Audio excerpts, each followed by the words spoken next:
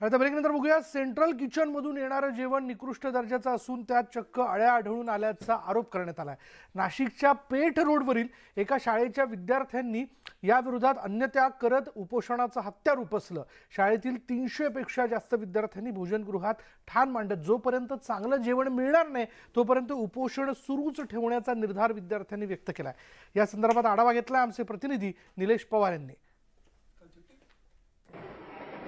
आदिवासी विकास विभागाच्या नाशिकमधल्या पेठ रोडवर असलेल्या एकलव्य रेसिडेन्शियल स्कूलच्या विद्यार्थ्यांनी हा अशा पद्धतीने आंदोलनाचा आज पवित्रा उचलला आहे.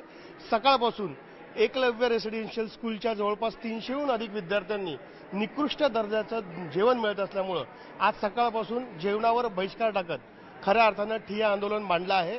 नेमकं विद्यार्थ्यांचं काय म्हणणं आहे, विद्यार्थ्यांनी हे आंदोलन का चालू केलेलं आहे याबाबत आपण विद्यार्थ्यांकडनं जाणून घेऊया. काय नेमकी परिस्थिती आणि कशासाठी हे सगळं विद्यार्थ्यांचा खटाटोप आहे, मला एक सांगता येईल का तुम्ही हे आंदोलन करतायत?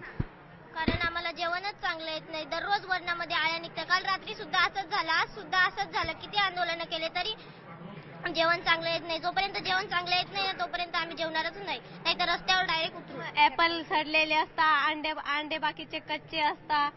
सगळं जेवण आम्हाला असं नाही पाहिजे. इथंच सेंटर किचन पाहिजे. इथं जेवण बनवलं गेलं पाहिजे. इथंच जेवण बनवलं गेलं पाहिजे. खऱ्या अर्थाने या जेवणामध्ये रात्री पण आळ्या आल्या, आज पण आल्यात.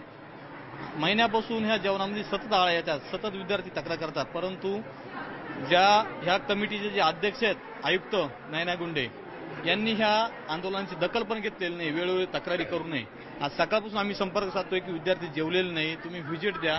ते म्हणतात आम्ही संध्याकाळी येऊ किंवा सकाळी येऊ. आमची व्हिडिओ कॉन्फरन्स चालू आहे. म्हणजे विद्यार्थ्यांपेक्षा त्यांना व्हीसी महत्वाची आहे काय?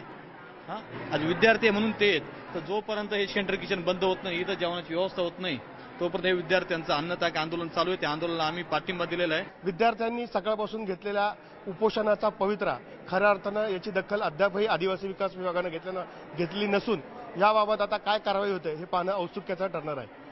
व्हिडिओ जर्नलिस्ट प्रसाद पवारसह निलेश पवार, न्यूज 18 लोकमत, नाशिक.